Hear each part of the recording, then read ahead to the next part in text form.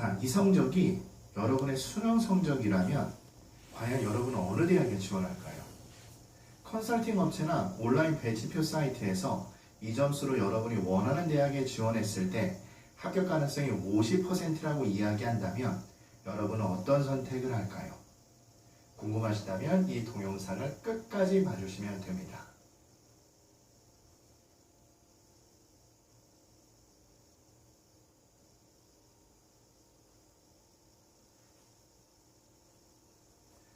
안녕하세요. 저는 재수생 대상으로 수능 영어, 생활 진학 상담, 그리고 정시 컨설팅을 전문으로 하는 선생님입니다.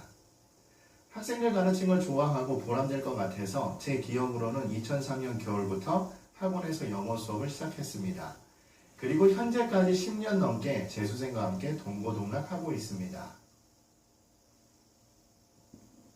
선생님이라는 사명감과 함께 학생들과 보람된 시간을 보내던 중에 갑자기 늦바람이 불어 이렇게 유튜브를 시작하게 되었습니다. 물론 요새 유튜브를 보면 뛰어난 기술, 재미있는 편집, 유익한 내용으로 제작된 훌륭한 채널이 많다는 것을 잘 알고 있습니다. 그래서 제 허접한 동영상을 보고 짜증내실 수도 있을 것 같습니다. 아마 반강제로 이 동영상을 봐야 하는 저희 반 제자들은 지금쯤 오글거리다 못해 토하고 있을지 모를 겁니다. 그리고 아마 유치하게 까닭이 뭐냐? 이러면서 단톡방에서 자기네들끼리 이야기하고 있을 거예요. 그럼에도 불구하고 이렇게 용기 내서 유튜브를 시작한 이유는 바로 이 녀석 때문입니다.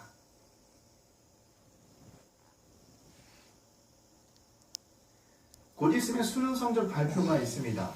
그러면 여러분들은 어쩔 수 없이 그것이 유료가 됐던, 무료가 됐던, 학교 선생님을 통해서든, 사설 컨설팅 업체를 통해서든 다양한 형태의 정시 컨설팅을 받을 수밖에 없을 거예요. 그런데 정시 제도가 복잡해서 누군가의 도움이 절실한 여러분의 상황을 악용해서 뒤통수를 치거나 아니면 너무나 전문성이 부족하거나 아니면 지불한 비용에 비해 너무나 무성의한 상담으로 여러분에게 상처를 주는 경우를 매년 봐왔습니다. 이런 것이 너무나 짜증이 나서 제발 좀 다른 분에게 뒤통수 맞지 말아달라는 희망으로 학생과 학부형 스스로가 정시에 필요한 실질적 지식을 갖추는 데 도움을 드리려고 이 동영상을 제작했습니다.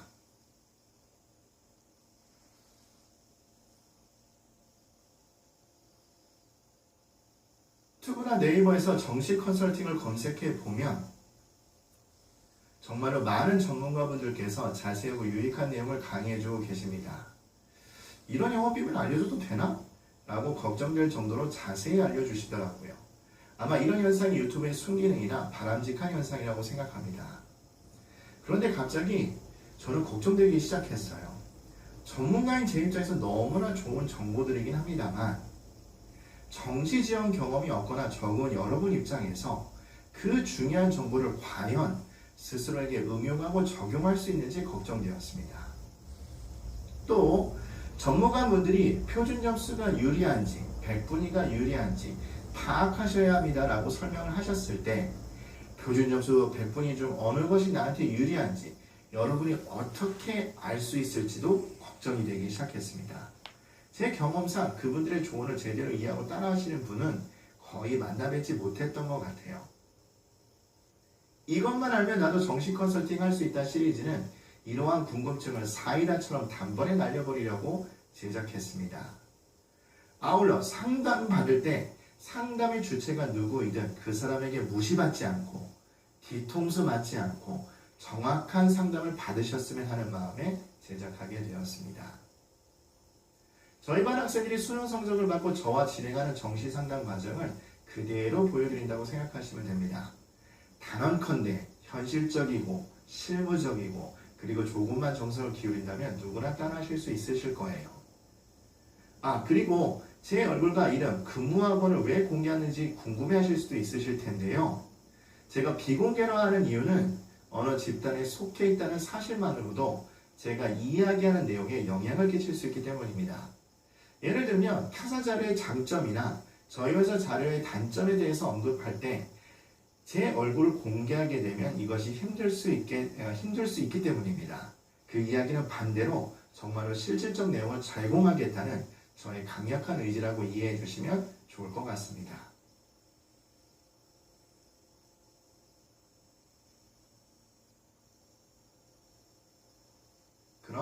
처음에 보여드렸던 점수를 다시 한번 보여드릴게요. 이 성적을 활용해서 안전지원대학, 모험지원대학을 선정하는 기준은 컨설팅 업체에서 제공하는 합격 예상 점수를 기준으로 선정하게 됩니다. 그런데 혹시 여러분들께서는 이 합격 예상 점수가 어떻게 산출되는지 궁금해 본 적이 있으실까요? 그리고 합격 예상 점수만을 활용해서 모험지원대학을 고를 수 있을까요? 그리고 지금처럼 매우 바쁜 상황에서 이런 고리타분한 내용을 알아야 할까요? 당연히 알아야 됩니다. 당연히 알아야 할 이 내용들을 신경 쓰지 않거나 무시하니까 학생들이 본인의 점수를 실질적으로 손해보고 대학교에 합격하는 사례가 대단히 많았었습니다. 실제로 제가 학부형들과 학생들을 대면 상담을 시작하기 전에 반드시 합격 예상 점수 산출 원리를 설명합니다. 그러니 여러분들 꼭 집중해서 듣고 이해해 주시기를 부탁드리겠습니다. 자, 그러면 땡땡대학 땡땡학과가 있다고 가정해 봅시다. 이 학과에는 당연히 1등부터 꼴등까지 합격생이 분포하고 있을 겁니다. 컨설팅 업체가 이 합격생 데이터를 폭넓게 확보하면 확보할수록 다음에 합격 예상 점수를 더 정확하게 예측할 수 있습니다. 당연히 컨설팅 업체는 사활을 걸고 합격생 데이터를 확보하려고 노력을 할 겁니다. 그러나 안타깝게도 모든 컨설팅 업체가 분포 데이터를 다 알 수가 없습니다. 왜냐하면 먼저 수험생들이 가고 싶은 대학 학과가 정해져 있어요. 즉 수집되는 데이터가 편중되는 경향이 있습니다. 또 대형 온라인 컨설팅 업체가 4군데에서 5군데 정도 있는데 비용 문제와 또 생각보다 학생분들이 귀찮다고 여겨서 수험생들이 모든 사이트에 본인 점수를 입력하지 않습니다. 그래서 그 이야기는 각 사이트는 결국 편중된 데이터를 확보하게 된다는 것을 의미하고, 그래서 그 결과 실제 합격생 점수와 합격 예상 점수의 차이가 나게 된다는 것을 의미하게 됩니다. 여기서 잠깐 옆길로 빠지면 여러분이 정시 지원할 때 사이트 한 곳만 이용한다는 것은 매우 위험하다고 이야기할 수밖에 없습니다. 제가 저희 반 아이들을 정시 상담할 때는 최소 3곳을 구매하도록 유도합니다. 물론 협찬이나 경제적 이득을 얻으려는 건 아닙니다. 정확한 상담을 위해서 그렇게 하니까 여러분들 이 점은 명심하셔야 될 것 같기는 해요. 그러면 다시 본론으로 돌아와서 각 온라인 사이트는 다양한 마케팅을 통해 여러분의 점수 데이터를 최대한 수집하려고 노력합니다. 예를 들면 커피 교환권을 준다거나 아니면 온라인 컨설팅 사이트의 구매권 할인권 같은 걸 여러분에게 제공을 할 거예요. 그런데 그렇다 할지라도 데이터의 일부만을 수집하게 됩니다. 정확한 것은 아닙니다만 도표상에 보시는 것처럼 이러한 형태가 될 거예요. 지금 그래프에서 보시는 것처럼 실제 최하위 합격 점수와 사이트가 조사한 최하위 합격 점수에 차이가 있는 것이 눈에 보일 겁니다. 이렇게 화살표로 보실 수 있을 거예요. 여기서 벌써 실제 합격생 점수보다 온라인 배치표 사이트의 합격 예측 점수가 높게 형성되는 것을 확인할 수 있을 겁니다. 여러분이 이 점을 이해하셔야지 제가 마지막에 던지는 질문에 답하실 수 있을 겁니다. 그러니까 꼭 명심하셔야 돼요. 그런데 여러분들은 수학을 저보다 잘하고 또 경우의 수를 더 잘하니까 의문점이 하나 들 거예요. 그 의문점이 뭐냐면, 선생님, 만약 실제 최하위 학생 점수와 조사된 최하위 학생 점수가 같다면 온라인 업체에서 적절한 합격 예측값을 구할 수 있지 않을까요? 대단히 좋은 질문입니다. 그러나 실제 그렇다 할지라도 사이트들이 워낙 다양한 변수를 경험했기 때문에 나름대로의 안전장치를 마련했습니다. 그 안전장치가 무엇고 하니 조사된 학생 점수의 보통 하위 70%나 80% 점수를 기준으로 합격 예측 점수를 산정한다는 겁니다. 자, 지금 보시는 도표처럼 하위 70에서 80%를 기준으로 점수를 선정하는데 단 조심하실 게 수능 성적표에 나오는 100분위와 의미가 좀 다릅니다. 여기서 말하는 하위 70에서 80%라는 것은 조사된 학생이 100명이라면 70에서 80등 하는 학생의 점수로 산정한다는 것을 의미합니다. 이거는 다시 뒤에서 또 설명을 드리도록 할게요. 그러면 다시 본론으로 돌아와서 하위 70에서 80%의 학생을 기준으로 점수를 산정하니까 여기서도 또 점수가 높게 형성되는 것을 확인하실 수 있을 겁니다. 지금 보시는 화살표처럼요. 자, 그런데 여기서 우리가 한 가지 추가로 고려해야 되는 변수가 있습니다.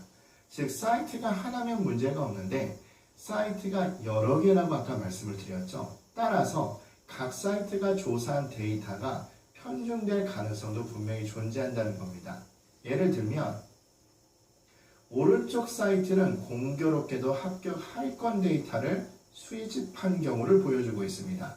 그렇게 되면 합격 예측 점수와 실제 합격 점수 차이가 적어지는 걸 눈으로 확인할 수 있습니다.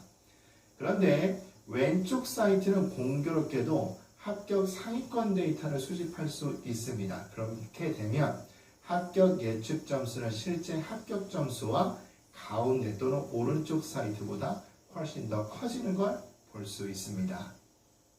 그래서 전에도 강조드렸던 것처럼 사이트 한 곳만 참조한다는 것은 대단히 위험하고 가능하면 최소 3개 이상 사이트를 참조하는 것이 대단히 중요합니다. 이거에 대한 자세한 내용 그 뒤에 추가로 설명드릴 겁니다. 이해가 되셨다면 제가 처음에 물어봤던 합격 가능성이 50%일 때 여러분들은 지원하시겠습니까? 라는 질문에 어느 정도 답이 감이 오시기 시작할 겁니다. 그런데 짜증나지만 우리가 모범대학을 찾으려면 한 가지 더 고려할 것이 있습니다. 우리 2019학년도 수능시험을 한번 생각을 해볼게요. 국어 난이도가 너무나 높아서 수험생들에게 엄청난 상처를 준 해로 유명합니다. 이렇게 수능시험에서 난이도 조절을 실패하면 수험생들은 말 그대로 혼란에 빠지게 되고 온라인 배치표가 예상한 합격 점수와 실제 입시 결과가 차이나는 경우가 대단히 많습니다. 말 그대로 혼돈 그 자체인 것이지요. 필연적으로 학생들은 대부분 엄청난 하향 지원을 하게 됩니다.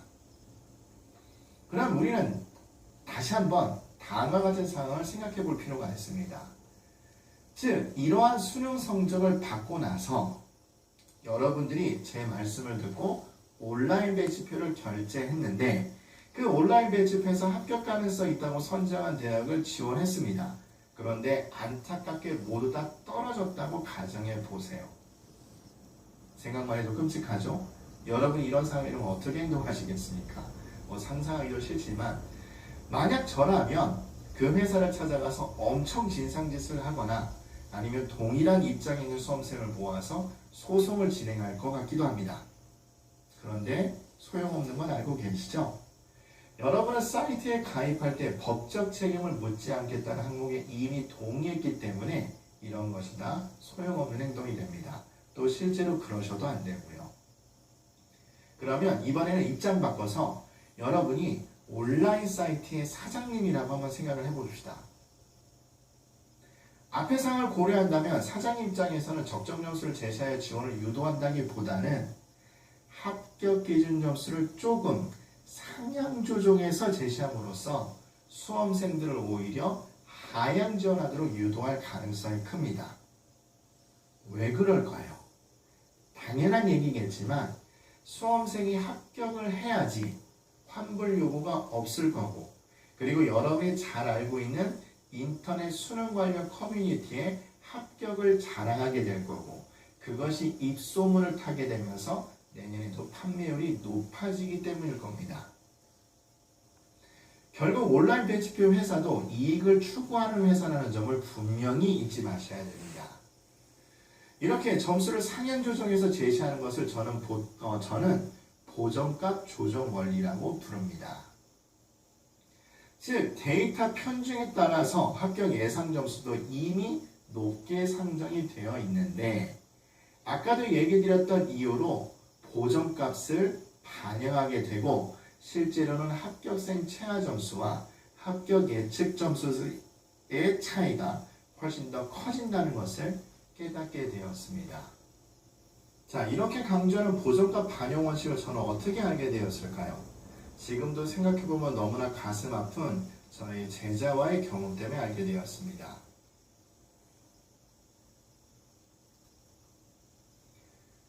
제가 햇병아리 강사할 때 온라인 사이트도 한 곳만 참조하면서 한 학생과 정시 상담을 하게 되었습니다. 그 학생이 희망한 대학과 과가 있었는데 온라인 매치표로 합격 예측 판단을 해봤더니 불합격이라는 결과값이 나왔습니다. 저도 너무 불안해서 그 학생을 극구 말리고 그 사이트가 합격할 것이라고 판단해준 대학과 과를 지원하게 했고 그래서 결국 합격을 하게 되었습니다.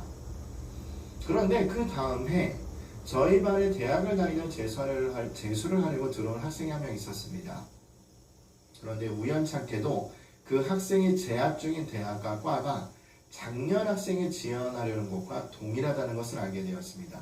저는 당연히 점수를 조사해 보았죠. 그런데 합격했던 학생 점수가 작년 학생 점수보다 낮은 점수였다는 것을 알게 되었습니다. 정말로 너무나 큰 충격이었습니다. 그리고 작년 학생에게 너무나 미안한 마음이 들었었습니다. 아마 그때가 선생님으로서 저의 역할에 처음으로 회의를 느꼈을 때가 아니었나 싶습니다. 그리고 그 이후로 온라인 배치표 사이트를 정말로 열심히 연구했습니다. 그래서 내린 결론은 온라인 배치표 사이트도 결국 이익을 추구하는 사기업이구나 라는 결론을 내리게 됐습니다.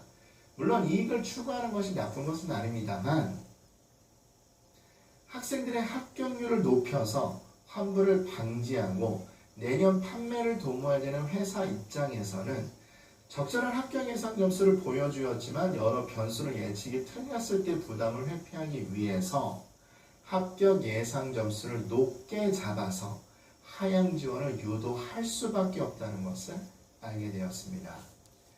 여러분들도 온라인 배치표 사이트를 결제하고 며칠 이용해보면 보존값 반영 원칙 직접 볼 수 있습니다.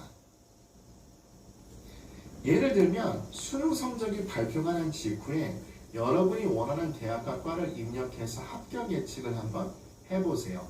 어떤 사이트는 모의 지원한 학생들 중에서 학생이 몇 등이다 이렇게 알려주는 사이트도 있을 거고 또는 환산 점수 차이를 보여주는 사이트도 있을 겁니다. 어쨌든 다양한 예측값을 보여줄 거예요. 그리고 그 데이터를 잘 저장했다가 정시원서 신청 시작하는 날 그리고 원서 마감 전날 다시 한번 합격 예측을 해보세요. 그런데 재밌는 것은 여러분이 확인하기도 전에 이미 컴퓨터 화면에는 새로운 데이터가 반영되고 업데이트 되었으니 재산출 버튼을 클릭하세요라는 안내 문구가 뜰 겁니다. 이게 바로 각 사이트가 보존값을 반영했다는 의미로 이해하시면 됩니다. 단언컨대 합격 가능성이 계속해서 낮아질 겁니다. 합격 가능성이 계속해서 낮아지고 있는데 여러분이 처음에 희망했던 대학과 과를 지원할 수 있을까요? 장담하지만 그렇게 하지 못할 겁니다. 예전에 제가 햇병아리 선생님 때처럼 겁을 먹고 하향 지원을 하고 합격을 하고 대학을 다니고 있을 겁니다. 그리고 나중에 술자리에서 같은 과 친구 점수를 우연히 알게 되고 정말로 놀라게 되고 그리고 스트레스를 받아서 그날은 포금을 하실 수도 있을 겁니다.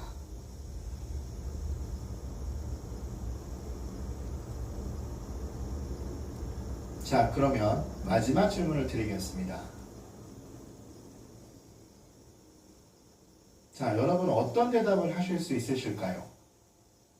그래도 답을 모르시겠다면 당연한 얘기지만 다시 설명을 드리겠습니다. 정시지원대학을 선정할 때 컨설팅 업체에서 제공하는 합격 예상 점수를 활용하게 될 겁니다. 그런데 그 점수 자체가 데이터 수집에 한계가 있고 지금 화살표에 눈에 보이시죠? 그리고 수집된 데이터의 하위 80% 합격생 점수를 기준으로 합격 예상 점수를 산정하기 때문에 실제 합격생 점수보다 높게 형성된다는 점을 반드시 상기하셔야 됩니다. 또 마찬가지로 화살표로 보실 수 있을 겁니다. 그런데 여기에 각 회사들이 합격률을 높이기 위해 수험생들을 하향 지원을 유도하도록 보존값을 반영하면 실제 합격한 학생 점수와 그리고 합격 예측 점수의 점수 차이가 커진다는 것을 눈으로 확인하실 수 있을 겁니다. 따라서 안전지원 대학을 선별했다면 이거는 다음 시간에 설명드릴 겁니다. 정시지원 3곳 중 한 곳은 어느 정도 상향 지원을 해야 나중에 후회가 없는 정시지원이 될 겁니다. 자, 그렇다면 이 질문의 답은 여러분 너무나 명확하게 알고 계실 겁니다. 최초합으로 합격했다? 그러면 기뻐하면서 합격할 일은 아닐 겁니다. 다음 동영상을 보시면 아시겠지만 솔직히 말씀드리면 대학에 합격하는 것 자체는 별로 어려운 일이 아닙니다. 좋은 컨설팅이라는 것은 합격 예측 가능 점수의 산정 원리, 보정값 적용 원칙, 그리고 해당 연도의 데이터 특성을 잘 파악하여 모험대학을 얼마나 잘 찾느냐를 의미하게 됩니다. 여러분도 저와 함께 하신다면 그런 대학을 반드시 찾으실 수 있을 겁니다. 다음 동영상은 정시 컨설팅 2번째 시간으로서 대학교 한 곳은 무조건 합격할 수 있다는 주제를 가지고 설명을 드릴 겁니다. 즉, 온라인 배치표의 종류와 특징을 같이 살펴보도록 할 겁니다. 어떤 사이트는 모의 지원의 등수를 강조하는 데도 있고 어떤 곳은 환산 점수의 차이점을 강조해서 보여주는 사이트가 있습니다. 또 매년 보정값을 적용하는 원칙이 달라지게 됩니다. 즉, 작년에 되게 후하게 잡혔던 사이트가 올해는 짜게 잡힐 수도 있게 됩니다. 근데 그런 것을 여러분에게 쉽게 파악하는 법을 알려드릴 겁니다. 이것을 왜 알아야 되느냐? 당연한 이야기겠지만 안전지원과 상향지원을 효율적으로 선별하기 위한 밑바탕이라 보시면 됩니다.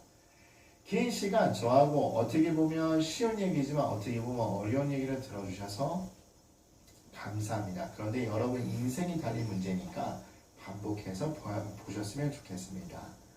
좋아요, 구독 저에게 큰 힘이 됩니다. 자, 그럼 여러분 정시지원에 좋은 결과가 있기를 기도하겠습니다.